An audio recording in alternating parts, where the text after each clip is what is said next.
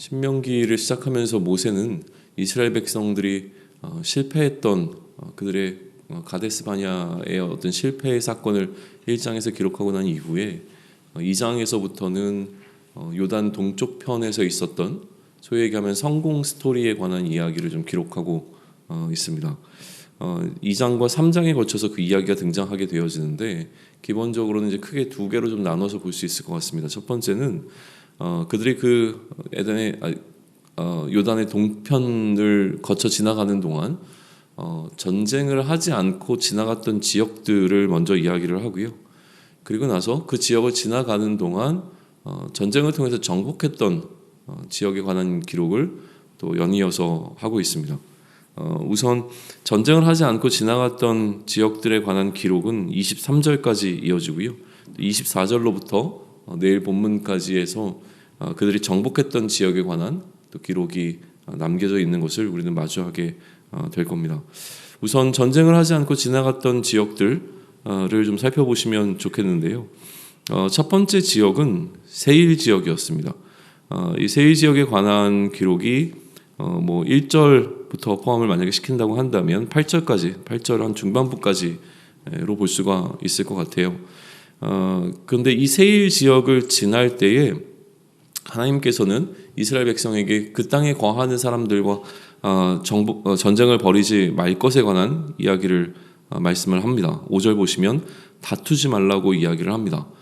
다투지 말아야 되는 이야기, 그러니까 이유에 대한 설명을 계속 해주시는데 그 땅은 기본적으로 이스라엘 백성들에게 주신 땅이 아니라고 하는 것이고요. 이 땅은 에서에게 기업으로 주신 땅이라고 말씀을 해 주십니다. 그리고 6절과 7절의 기록이 굉장히 흥미로운데 7절 먼저 보시면 하나님께서 이들에게 광야의 생활을 하는 동안 부족함 없이 늘 필요한 것들을 채워주셨기 때문에 마찬가지로 돈으로 그들에게서 마실 물을 또 양식을 사서 먹을 것에 관한 이야기를 말씀을 하십니다. 빼앗지 말라는 이야기죠. 전쟁을 벌여서 그 땅을 빼앗지도 말 것이고 그들이 가지고 있는 그 소유도 너희가 빼앗는 것이 아니라 모든 것을 다 정당한 방식으로 하라라고 하는 하나님의 명령이 이 첫 번째 세일 지역을 향한 하나님의 명령으로 좀 주어지고 있습니다. 그리고 나서 두 번째 기록되게 되는 지역이 모압 지역입니다. 이 모압 지역에 관한 기록은 9절부터 15절까지의 기록이 되어져 있습니다. 여호와의 말씀이 동일하게 주어지는데 9절 보시면 그 땅을 내가 내게 기업으로 주지 아니하리니 이는 내가 롯 자손에게 아르를 기업으로 주었음이라 라고 되어 있습니다. 이 모압 지역은 결국은 이제 롯 자손에게 주신 것이다라고 하는 하나님의 말씀이 있는 것이죠. 구조는 대충 비슷합니다. 세 지역을 설명해내는 구조가 분명해요. 하나님께서 전쟁을 벌이지 말 것을, 다투지 말 것을 이야기를 하시고 왜냐하면 내가 그 지역을 누구에게 주었기 때문이다 라고 하는 그 말씀을 기록을 하고 있습니다. 그리고 이제 괄호로 되어 있는 부분이 있는데, 그러니까 이 부분에서 지금 강조되고 있는 것은 이제 아낙 족속 같이 강하고 많고 키가 큰 그 족속이 그곳에 원래 거주하고 있었는데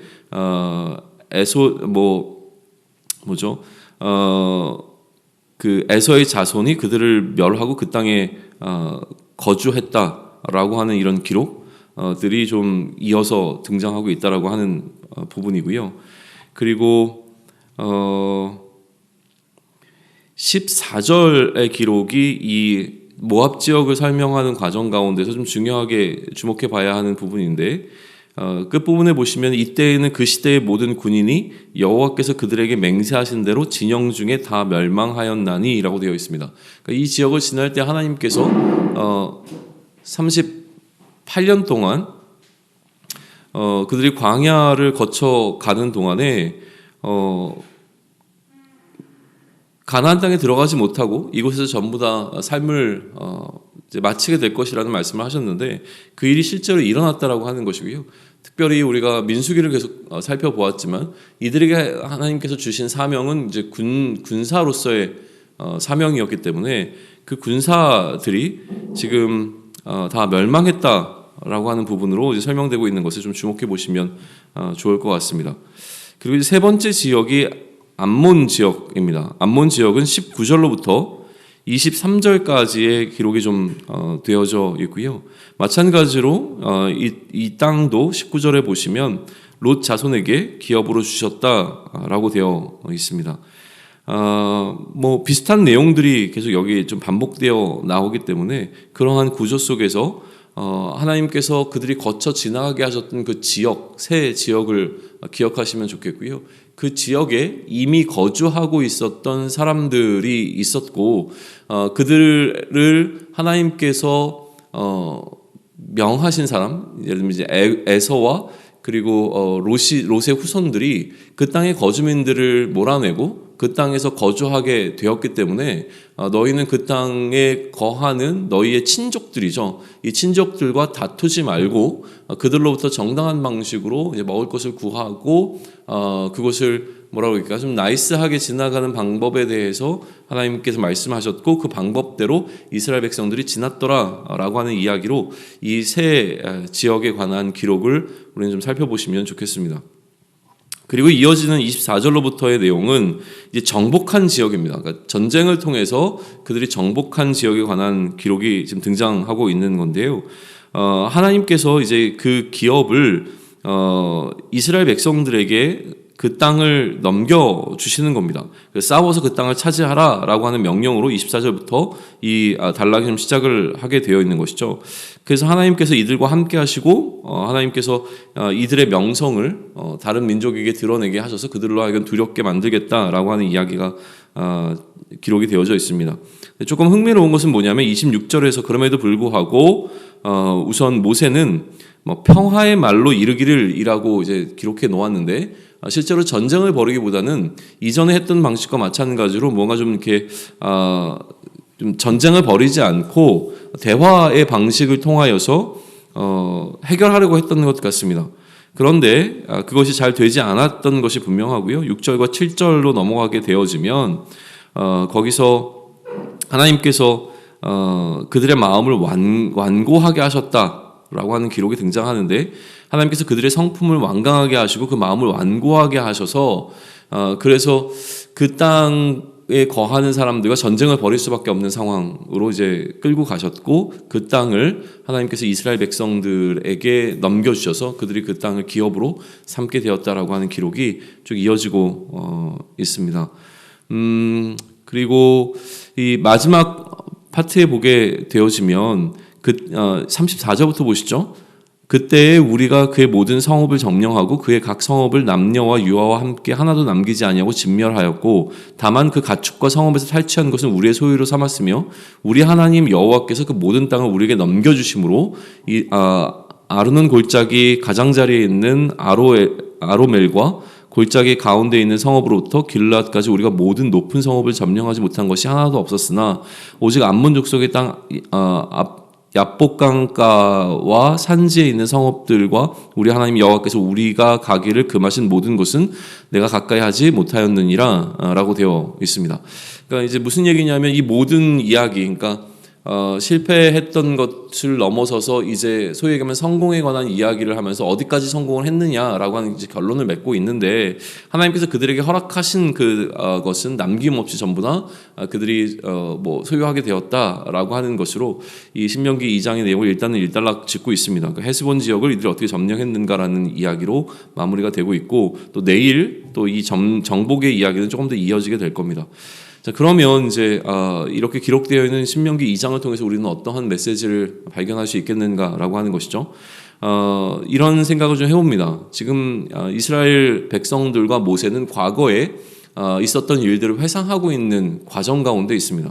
그러니까 당시에는 실제로 이 일이 벌어졌던 그 당시에는 잘 알지 못하다가 뒤돌아보고 나니 그 뒤돌아보았을 때야 비로소 보이게 되는 하나님의 일하심이라고 하는 것이 존재한다라고 하는 것이죠. 이들의 여정을 돌아보니 깨닫게 되어지는 어떤 패턴들이 있었던 것이고요. 그것에 관한 기록을 지금 남기고 있는 겁니다. 과연 그들의 역사를 되돌아봤을 때에 이들은 무엇을 경험했는가라고 하는 것인데요. 첫 번째는 하나님께서 이 모든 상황을 컨트롤하고 계시다라고 하는 사실을 깨닫게 된 것이 분명합니다. 이 모든 것에 있어서는 이스라엘 백성들의 결정이 아니라 하나님의 정하신 뜻이 가장 중심을 이루고 있습니다. 하나님께서 이 땅을 기업으로 주기로 하셨는가 하지 않으셨는가에 따라 이들은 전쟁을 벌일 것인가 벌이지 않을 것인가가 결정이 되었고, 그 땅의 주인을 하나님께서 누구로 삼기로 원하셨는가에 따라 그 땅에 원래 거주하고 있던 사람의 소유자가 바뀌게 되는 것을 우리는 보게 된다는 것이죠. 그러니까 그 당시는 몰랐지만 전체적으로 이 사건들을 다 펼쳐놓고 보니 하나님께서 이 모든 사건을 일일이 컨트롤하고 계시다라고 하는 것이 보인다라고 하는 것이죠. 두 번째는 그처럼 이스라엘이 이러한 여정을 걸어가는 경우에 걸어가는 과정 가운데 하나님의 보이지 않는 손이 이들을 이끌고 가심을 우리는 보게 되는 거예요.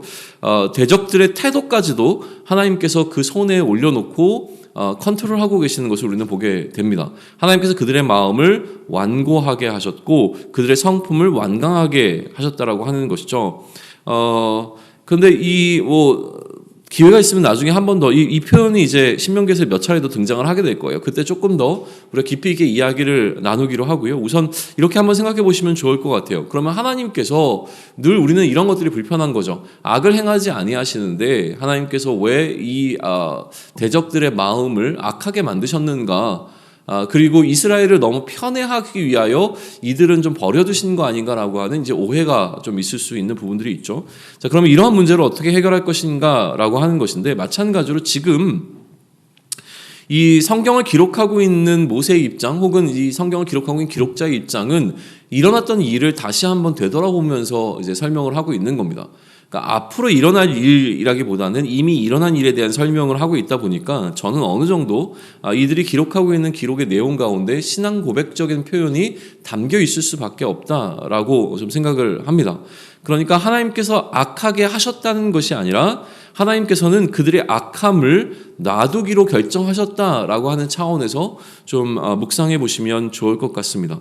하나님께서 만약에 강권적으로 개입하신다면 이들이 악을 행하려고 할 때 얼마든지 그 악을 막으실 수 있는 존재가 하나님이신데, 그러나 하나님께서 그들의 마음에 악함이 일어날 때에 그 악함을 관여하지 아니하시고 그대로 그 악함이 드러나도록 놔두셨다라고 하는 차원에서 좀 살펴보면 좋겠고요. 또 하나, 그들이 악을 행할 때에 하나님께서는 왜 그 악을 막지 아니하셨는가라고 하는 이 질문이 주어지게 되면 그 질문의 이면 속에는 하나님의 무능함에 대한 도전적인 어떤 그 선포가 담겨 있는 거거든요. 하나님 왜 그들이 악을 행할 때 하나님은 뭐 하고 계셨어요? 왜 안 도와주셨어요? 라고 하는 질문을 던지는 순간 우리는 그 하나님의 무능함을 지적하게 되는 것이죠. 그러다 보니 신앙 고백적인 차원에서 우리가 이 사건을 바라보게 되어지면 하나님의 무능함이 아니라 하나님께서 어떠한 일을 이루시기 위하여 그 악함이 일어나는 것을 관여하지 않기로 결정하셨다. 신학적인 용어로는 유기하기로 결정하셨다라고 하는 차원에서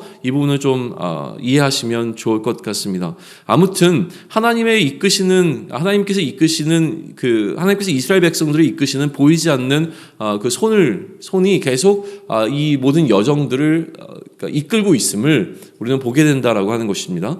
세 번째는 무엇이냐면 결국 전쟁의 승패라고 하는 것은 이스라엘 백성들이 어떠함에 있는 것이 아니라 하나님께 여호와께 있다라고 하는 사실을 보게 되는 것이죠. 이들의 사명은 분명하게 오늘 본문 속에서도 기록이 되어지지만 결국 군사였습니다. 전쟁에 임하는 군사였던 것이죠. 왜 전쟁을 벌여야 했는가라고 하는 것은 물론 그 가나안 땅이라고 하는 약속의 땅에 들어가기 위함이었고, 단순한 전쟁이 아니라 그 땅 가운데 거주하고 있었던 그들이 섬기고 있었던 모든 우상, 거짓 신들과의 전쟁 이었다라고 하는 사실까지도 넘어가야 되지만 우선은 이들이 맡고 있었던 사명은 군사였던 것이고, 전쟁을 앞두고 있었던 이 군사들에게 이제 하나님께서 전쟁의 승리에 관한 이야기를 해주신다라고 하는 것은 실패의 이야기를 들었을 때는 사실 마음이 좀 찹찹해지고 또 그것을 어떤 의미에서는 반면교사를 삼아 다음에 어떤 전쟁이 일어나게 되었을 때에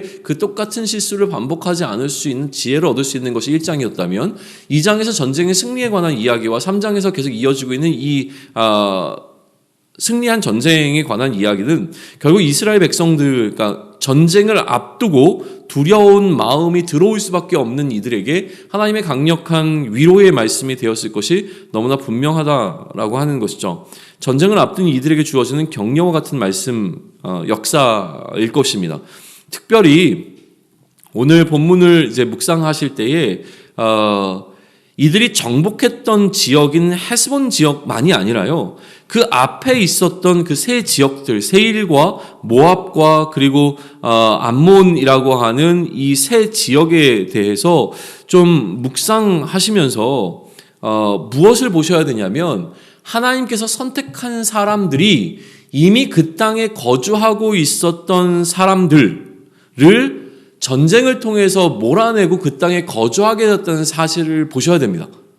그러니까 그들의 친족들이죠. 이들의 친족들이 이미 이스라엘 백성들은 가데스마니아에서 한번 실패를 경험했지만 그들의 실패와 대조적으로 하나님의 말씀을 의지하고 그 약속을 붙잡고 나아가서 하나님께서 주신 기업을 성공적으로 받았던 그 친족들에 관한 기록이 앞에 세 차례에 걸쳐서 기록되고 이스라엘 백성들이 실제로 경험한 성공담이 등장하고 있다라고 하는 사실을 기억해야 되는 거예요. 그렇게 보면 무엇이 보이냐면, 굳이 왜 이 이야기가 진행되는 가운데 그 땅에 거주하고 있었던 거주민에 관한 조금은 길어 보이는 설명이 첨가되어 있는가라고 하는 부분이에요.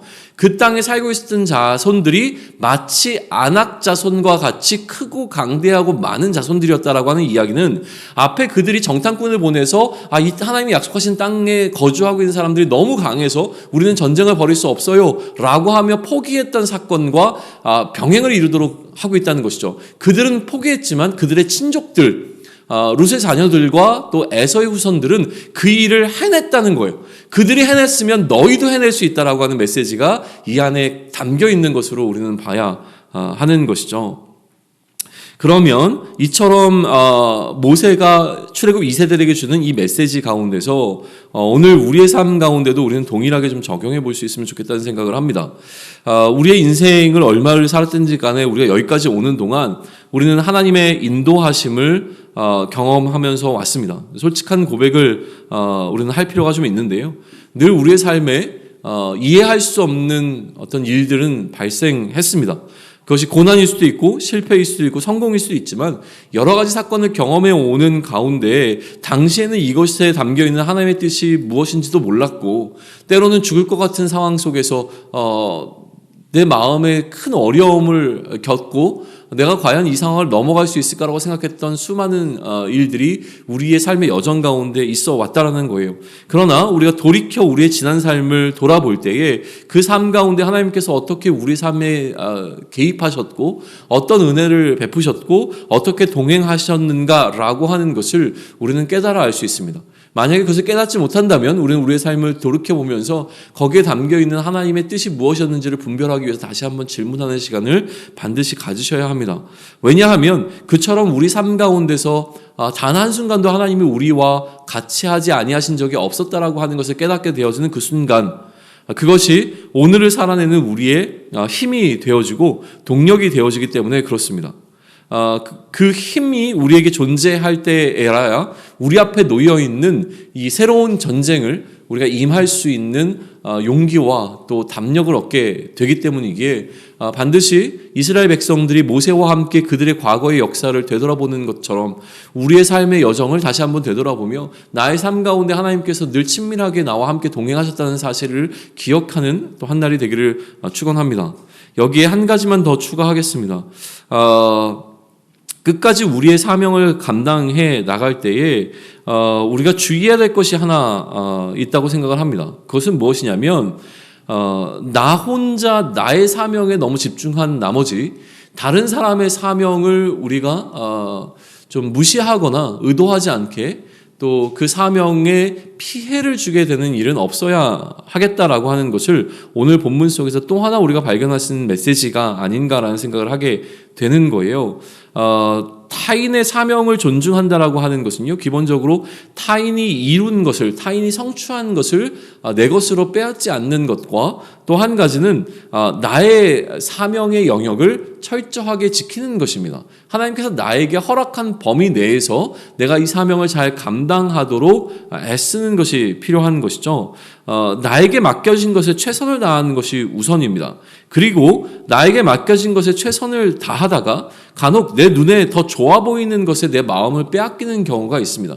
그러니 의도하게 또 의도치 않게 다른 사람의 사명이 훨씬 더 내가 지금 감당하고 있는 사명보다 좋아 보이고, 그렇기에 그 다른 사람에게 맡겨진 사명을 내가 빼앗으려고 하는 나의 욕망이 내 안에 올라오게 되어질 때에 하나님께서 하셨던 이 말씀을 우리는 반드시 기억하면 좋겠습니다. 그 사명은 하나님께서 우리에게 주신 것이 아니고 하나님께서 특별히 허락하신 사람들에게 약속하신 것이기에 우리는 그것을 철저하게 존중해야 된다라고 하는 것이죠. 이 존중의 의미를 오늘 이 신명기 2장을 통해서는 우리가 또 볼 수 있는 또 하나의 메시지라고 생각을 합니다. 오늘 우리 앞에 놓여진 이 사명의 길을 여전히 우리는 걸어갑니다. 이 사명을 걸어가기 위하여 이제까지 우리와 함께 하셨던 하나님의 일하심을 우리는 좀 되돌아볼 수 있는 시간이 되어서 이스라엘 백성에게 함께 하셨던 하나님이 여전히 오늘의 우리 삶 가운데서도 함께 동일하게 동행하셨음을 깨닫고, 그렇다면 가나안 땅을 정복하도록 이들과 함께 하실 하나님께서 오늘 이 땅 가운데서 우리가 약속의 땅에 들어가는 그날까지 우리와 함께 동행하시며